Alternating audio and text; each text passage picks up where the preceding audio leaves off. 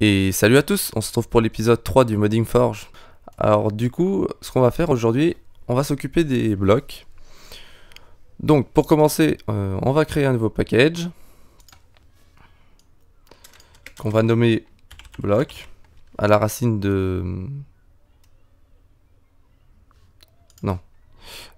Enfin dans Java. Faut pas que je me trompe. On va créer un nouveau package dans Java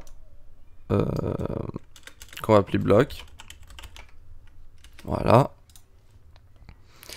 Et dans cette classe bloc, on va faire un truc qu'on va appeler mode bloc. Voilà. Comme ça. Donc on va faire un peu comme l'item. Donc il y a un... On va utiliser ces deux fonctions là. Donc je vais faire copier-coller. Hop. Comme ça. Et on va enlever ça. Et ça. Donc ça, il faut... pour le bloc, on a besoin du register item. Et on a besoin du register bloc en gros. Donc register. Comme ça. Et donc c'est un BLOCKS bloc. Voilà. Pas de S. Donc net Minecraft bloc. Voilà. Tac. Tac. On enregistre. Donc maintenant, on va aller dans notre command proxy. On va aller dans register bloc. Et là, on va faire mode bloc. Donc on appelle notre classe qu'on vient de créer register bloc event point event point get registry. Voilà.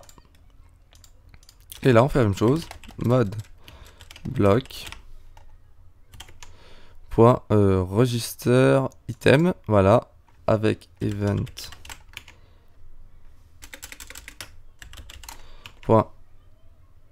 get registry. Et voilà. Donc là c'est bon. Donc ça, hop, tac tac. On va aller dans notre client proxy et on va enregistrer maintenant les modèles. Donc, enfin, la classe, enfin la fonction qui nous permet d'enregistrer nos modèles. Donc bl bloc, comme ça. Non. Mode bloc.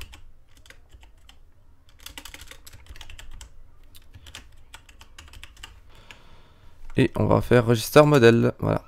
Donc ça c'est bon. Tac tac. On enregistre.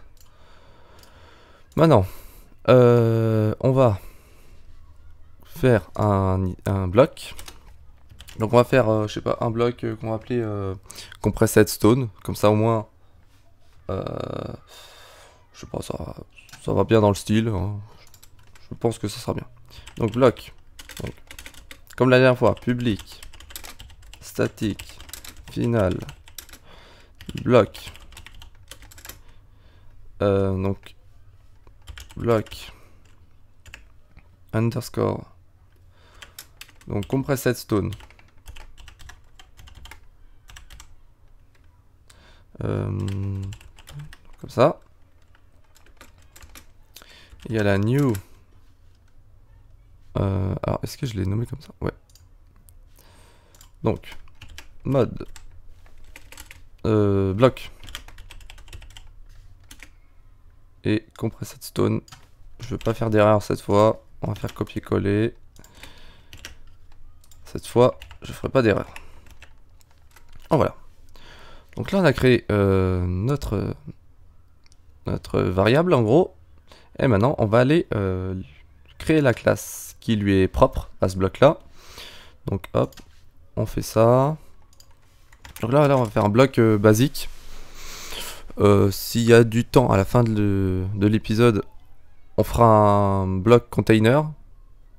Enfin, soit on fait un bloc container à la fin, soit je vais vous montrer un peu les fonctions qu'on peut lui mettre au bloc. Hein. Peut-être qu'on fera ça plutôt. C'est plus simple. Non, parce que le bloc container il est plus compliqué, donc ce sera une vidéo tout seul ça. Donc voilà. Donc là, ce qu'on fait, c'est qu'on voit, il nous dit ouais, il y a un problème. Donc on fait add constructor comme ça. Et nous, on veut pas material, on fait directement material. Voilà. Et là, on va lui dire qu'est-ce que c'est comme type de matériau, notre bloc, en gros. Donc nous, notre bloc, ça va être de la stone. Donc c'est rock. Voilà. Comme ça. Après, on a dit, c'est un peu comme l'item. Il faut lui mettre un nom. Donc on fait set registry name. Voilà. On va l'appeler compressed stone comme ça là. Donc moi je fais copier-coller comme ça il n'y aura pas de... je me ferai pas avoir deux fois. On enlève juste les majuscules comme ceci. Et maintenant on va faire set unlocalized name comme ceci. Voilà. Maintenant, donc là, notre bloc est créé. On va juste le mettre dans une table créative comme l'autre. Voilà. Creative tab misc. Voilà, comme ça. Maintenant, ce qu'on va faire, c'est qu'on va lui créer une fonction qui lui est propre et qui permet en fait de récupérer son item. Parce que là, pour l'instant, on peut pas récupérer son item. Si je fais ça, non, on peut pas le récupérer en item. Donc ce qu'on va faire, c'est qu'on va, au lieu de le mettre directement dans la classe bloc, on va faire une nouvelle classe qu'on va appeler bloc base, comme ça moins, bloc base de bloc quoi, qu'on va extend à bloc, comme ça. Donc le même bloc que les autres, net.minecraft bloc. Là on va dire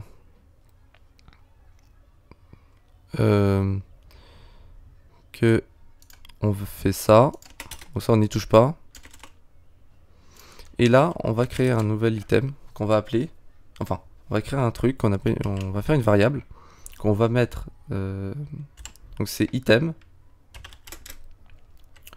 et c'est this item. Donc là c'est pour dire qu'en quoi ça va être cet item là. Donc voilà, donc on importe net Minecraft item, et là on va faire une fonction qu'on va appeler,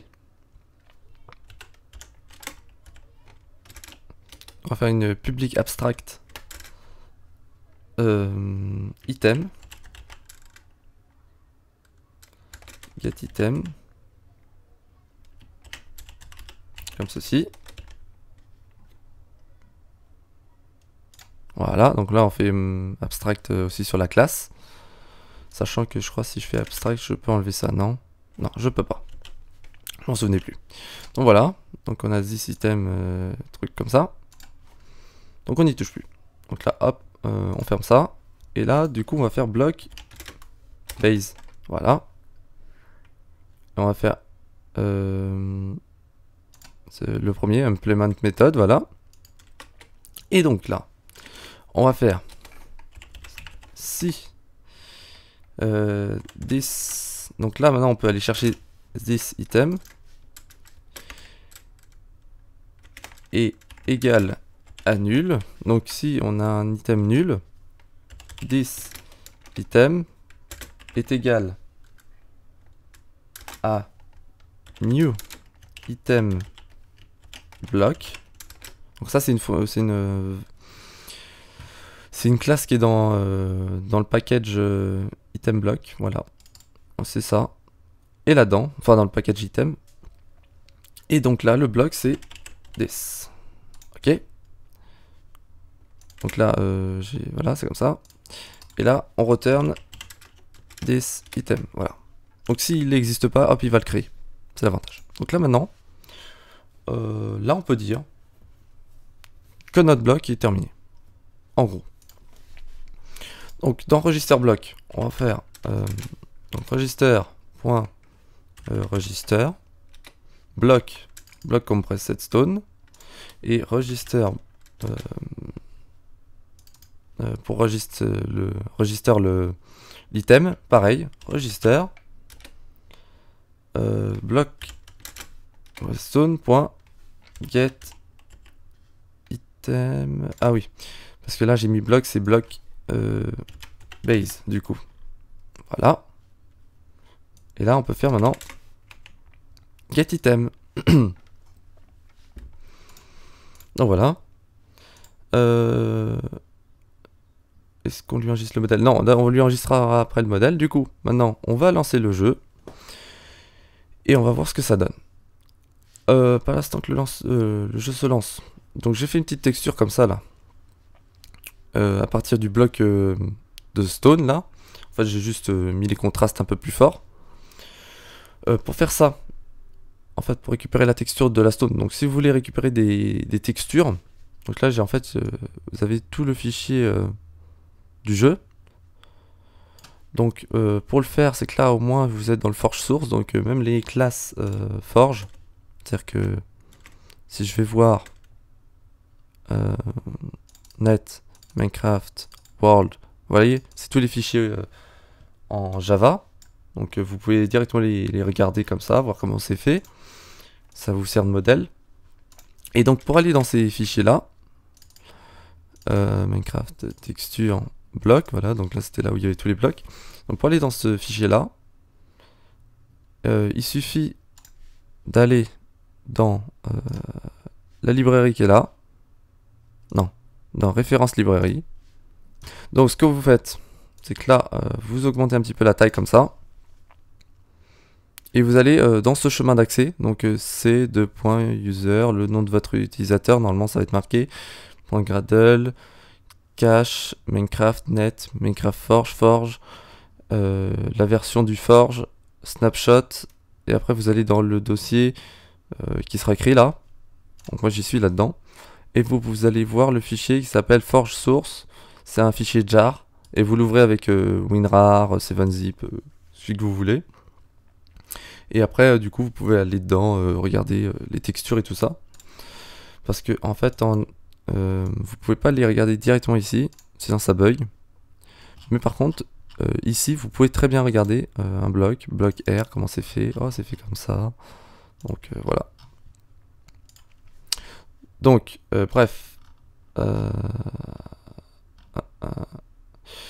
là, j'ai un petit bug. Je vais regarder pourquoi. Donc là, en fait, il y a eu un petit bug. Donc là, je vais remettre des accolades comme ça. Et en fait, ce problème, c'est que cet item là, faut faire set registry name, parce qu'en fait il n'y est pas par défaut. Et le registry name, vous mettez exactement le même que ce que vous avez mis au-dessus. Et donc du coup, ça va plus bugger. Tac, tac, tac. Voilà, vous enregistrez. Donc vous faites bien CTRL SHIFT O pour regarder si les importations, il n'y en a pas d'autres à enlever. Et après vous enregistrez, et puis voilà. Donc voilà, allez, on relance. Donc maintenant on va aller regarder, est-ce que notre bloc existe bien. Donc ça c'est le truc de la dernière fois. Regarde en bas, tac, il est là. Bon voilà, donc là, oh il est beau. Pareil, bon, attendez. CTRL, auto jump, voilà. Donc, timeset 1000 slash game rule.do daylight cycle false. Voilà. Donc là on a un super bloc. Pour l'instant, bah, il n'a pas de texture, voilà. Enfin, il n'a pas de modèle. Et aussi pas de texture du coup. Donc là en fait on est dans normal. Donc ce qu'on va faire, c'est que maintenant bah, on va aller lui donner une texture. Et peut-être un nom. Ça peut être pas mal. Donc c'est tile. On peut le faire tout de suite, peut-être le nom. Donc ce qu'on va faire va être le nom tout de suite. Alors le nom, comme d'hab, hein, c'est dans le même fichier. Donc vous allez dans le fichier de langue, comme ceci. Et donc c'est tile.compressedstone.name, pas d'espace. Parce que moi je suis en train de mettre des espaces. Je mets des majuscules, stone comme ça, et voilà. Donc maintenant on peut l'enregistrer. Hop, ça c'est bon. Maintenant, on va lui mettre un modèle. Donc, pour lui mettre un modèle, il va falloir faire deux choses. Comme vous voyez dans ce fichier là, il y a un modèle et il y a un truc qui s'appelle block_state. Alors block_state, ça sert tout simplement à dire tous les états. Si on traduit comme ça veut dire état du bloc. Donc c'est en gros, par exemple les différentes laines où le four il n'a pas la même texture quand il est activé ou pas. Du coup en fait on peut donner des variables, des clés en gros, et ces clés, à partir de ces clés, ben, ça va donner une texture qui peut changer ou pas, voilà, selon ce qu'on lui donne en gros. Voilà. Donc ça permet d'interagir avec le truc. Donc voilà, on va faire le block state. On va faire un nouveau package.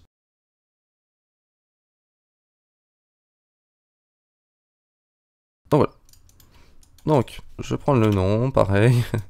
Je fais un nouveau fichier qu'on va appeler compressedstone.json comme ceci.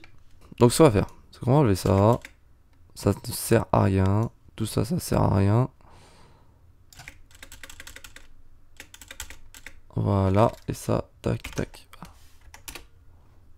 Donc là, on est à ça. Tac, tac. Voilà. Donc là, maintenant, on a un modèle. Donc là, pour l'instant, le seul modèle qu'il va aller chercher, c'est Stone. Donc en gros, c'est dans le dossier Minecraft Stone. Donc nous, ce qu'on veut, c'est qu'il aille chercher le modèle de notre bloc à nous.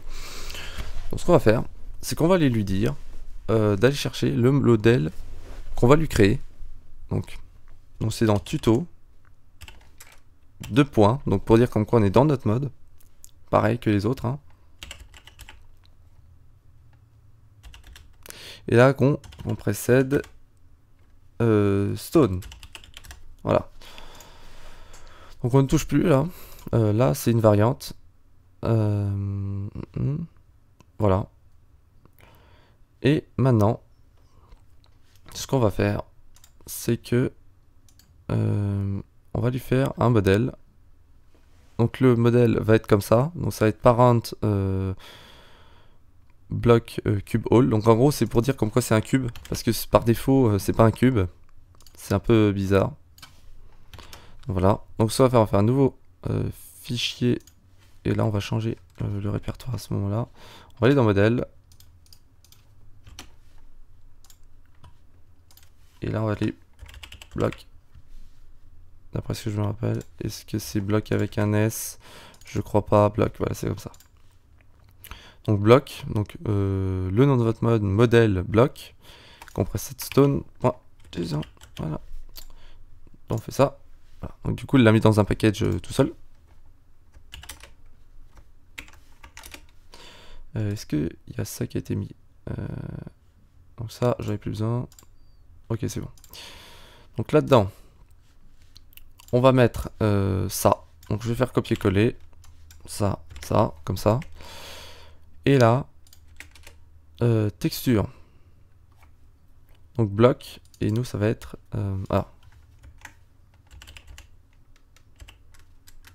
tuto, 2 points, bloc. Ok. Et là, alors faut marquer. Je suis pas sûr que c'est obligatoire, mais je vous conseille de marquer Minecraft 2 points, bloc, / cube all. Comme ça. Parce que je crois qu'en fait c'est par rapport au répertoire où on est. Donc je sais pas. Dans le doute je le mets. Donc maintenant on va aller enregistrer ça dans le bon dossier.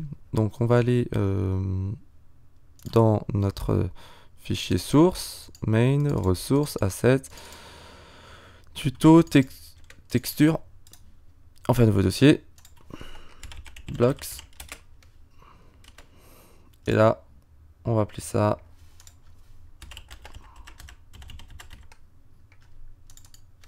Voilà. Bon, voilà. Maintenant, on va dans notre fichier qui est là.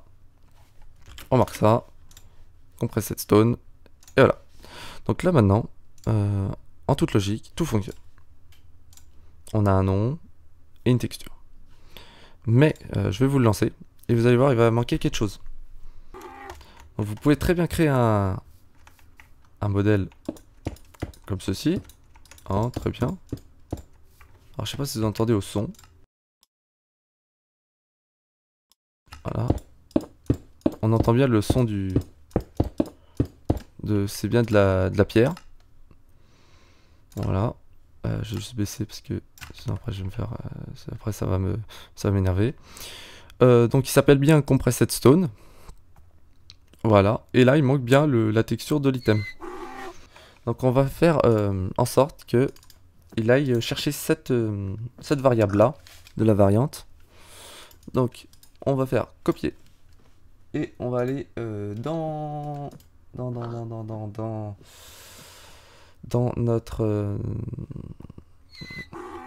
on va aller dans notre mode voilà, mode bloc, et on va faire la même chose qu'avec l'item là, donc exactement la même chose que ça, cette ressource modèle, je sais pas pourquoi là, ce truc là, hein. Donc en sachant que il y a une petite modif à faire là-dessus. Donc c'est model loader. Set custom model resource location. Donc resource location, ça va être quoi? Ça va être bloc compressed stone .get item. Le metadata, ça va être 0. Et on va faire new model resource location. Donc resource location mode core .mode id 2.2. Et la variante, ça va être normal. Donc vous mettez bien normal. En fait, ce que ça va faire, ça va aller dans le fichier du block state et ça va aller chercher la variante normale, en gros. Donc là, hop, on kill le jeu, on relance. Alors, faut savoir que vous pouvez lancer plusieurs Minecraft à la fois. Comme ça, moi, si vous voulez faire des tests, par exemple sur un serveur, vous lancez deux clients, un serveur. Enfin, si vous y arrivez sur votre machine. Et puis, vous pouvez voir si, par exemple, ça communique bien entre les deux clients. S'il n'y a pas de bug, de désynchronisation et trucs comme ça. Bon, ça, c'est des trucs un peu plus avancés. Hein. Bon, là, ça va. Voilà. Du coup, voilà, on a notre texture. F5. F5. Voilà. Dans la main, ça fait un bel objet. Donc, voilà. En plus, on peut poser notre bloc, comme ça. Alors, j'ai pas montré, je crois pas que j'ai montré avec l'item. Mais oui, il se stack bien par 5. Hein. Vous voyez, je peux pas en mettre plus. Donc voilà. Maintenant qu'on a fait le compressed stone, on va lui mettre des petits événements. Donc quand on le pose, quand on le casse, et puis voilà. On va s'occuper un peu de tout ça. Comme ça, je vais vous présenter un peu les événements qu'on peut lui mettre à cet objet, enfin au bloc. Vous allez voir, on peut faire pas mal de choses.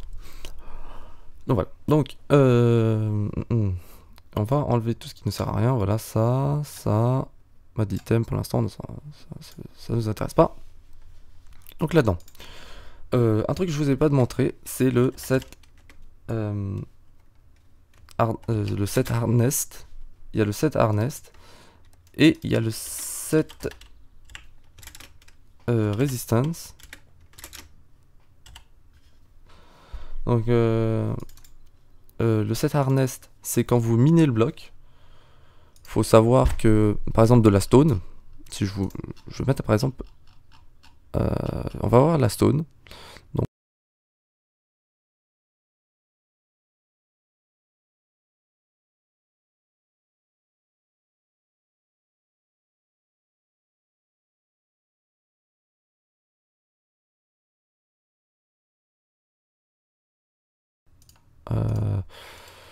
voilà, c'était ça que je cherchais. Donc ici, vous avez les résistances et l'harnest. Donc la résistance de la stone, c'est 10. Donc ce qu'on va faire, nous, on va dire, oh, c'est un petit peu plus, c'est un peu plus résistant. Faut savoir que le gravier, pardon, le gravier, c'est là. Son hardness est de 0,6. Mais sa résistance, elle est de 0. Voilà. Et par exemple, l'obsidienne, donc l'obsidienne, voilà.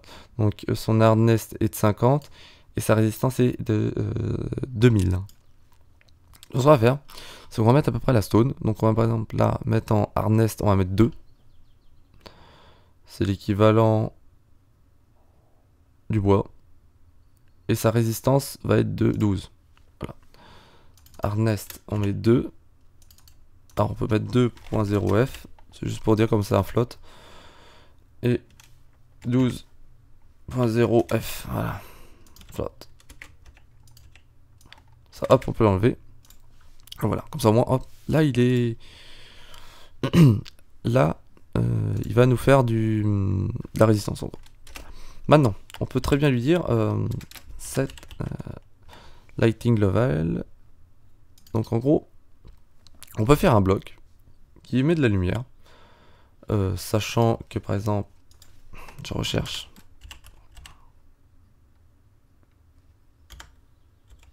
torch. Donc stone torch, non, torche, voilà. Donc sachant que la torche, son lighting level est de 0,9. Donc c'est entre 0 et 1. Donc par exemple on peut dire ouais ça produit 1 de lumière. Donc là on va lui mettre 1 de lumière. Maintenant qu'est-ce qu'on peut faire? On va lui mettre quelques événements pour vous illustrer un peu tous les événements qu'on peut mettre. Hein, il y en a plein, mais je vous en montre quelques-uns. Donc je vous rappelle, quand vous cherchez une fonction contrôle entrée, et là vous avez tout. Donc on va marquer on block activated. Donc c'est si le joueur fait right click sur le bloc. Alors faut savoir que ces fonctions, vous aurez l'impression qu'elles sont appelées en double.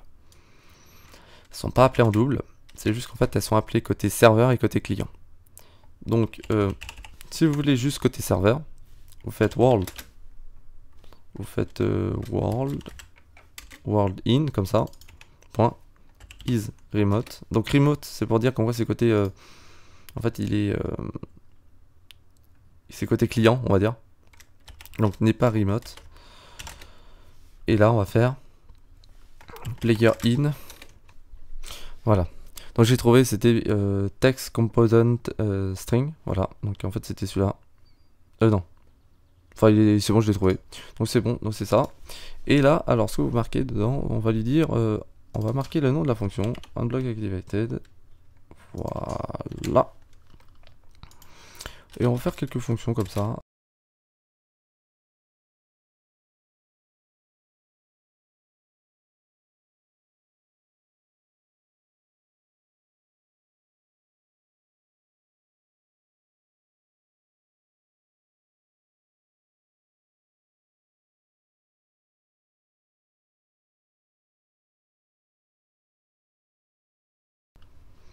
Et voilà. Donc là, on va tester ces fonctions-là. Donc là, j'en ai mis quelques-unes, j'en ai mis 3. Donc unblock activated, entity walk, entity walk et tout ça. On peut vraiment, il y a pas mal de fonctions. Je vous laisse un peu explorer le truc. Après ça, au niveau des trucs, c'est un petit peu, c'est un peu guidé. Par exemple, on block, vous voyez, colled after the block is set in the chunk data. But before the tile. Donc vous pouvez faire vraiment tout ce que vous voulez. Après c'est un peu l'imagination qui vous bloque le truc. Ok. Donc voilà. Donc maintenant, si j'ai plein,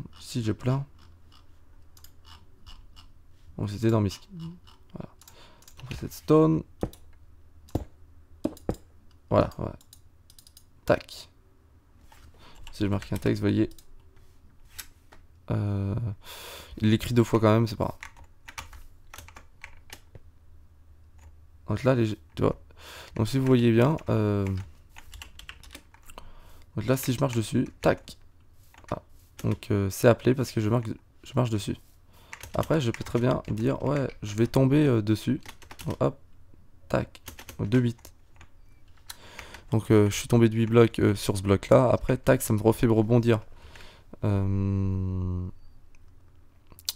un peu le but du bloc de slime, en gros. Donc, par contre, très bien. Si vous voyez, vous êtes sur le bord du bloc, ça ne vous considère pas comme sur le bloc. Voilà. F5. Je suis sur le bloc, mais je ne marche pas dessus pour le jeu. Voilà. Alors que si je suis là, voilà, je marche dessus. Donc après, il y a des petites... il y a des petits bugs, c'est pas vraiment des bugs, mais c'est fait pour éviter d'avoir des problèmes de collision en gros. Si vous voulez savoir si vous l'avez mis en debug, vous remplacez un truc dans le texte par exemple. Et est-ce que ça va fonctionner si je fais ça? Ok, vous voyez, ça a bien fonctionné donc. On va pas trop y toucher. Tac. Donc, on va faire. Voilà. Hop, alors je sais pas ce que ça va faire.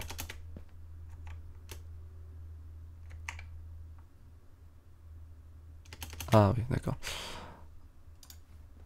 Donc après ça c'est des fonctions qui permettent surtout de prendre des dégâts souvent. C'est-à-dire que là si je fais ça, game mode 0, voilà. J'ai pris aucun dégât alors que je suis tombé dessus quoi. Attendez. Si je vous montre par contre sur du... Voilà, comme ça. Voilà. Si je tombe là-dessus, normalement... Alors, on va se mettre bien haut. Voilà, comme ça. Si je tombe dessus... Voilà, j'ai pris aucun dégât. Donc en fait c'est la fonction qui vous permet de affliger des dégâts aux joueurs quand ils tombent dessus. Donc si on regarde un peu comment c'est fait. Donc là ça non en fait ça n'a rien à voir ça. Entity fall, fall distance. Ah oui d'accord. En gros fall distance c'est 1. Et après du coup damage multiplier et comme ça moi en fait ça lui inflige les dégâts. Donc c'est ça qui inflige les dégâts aux joueurs. Donc, du coup si vous voulez plus avoir de dégâts quand vous tombez sur votre bloc, bah, vous enlevez cette fonction et vous mettez entity fall. Vous mettez ça quand même. Ça permet de quand même que le jeu puisse savoir si le joueur est rentré en collision avec le bloc. Mais au niveau des dégâts, donc vous voyez damage multiplier, il est à 0 là. Donc si par contre, je suis un gros foiré, hein. Moi je mets à 10 et que le mec, je vais vous rendre compte, il va tomber de ça dessus, hein.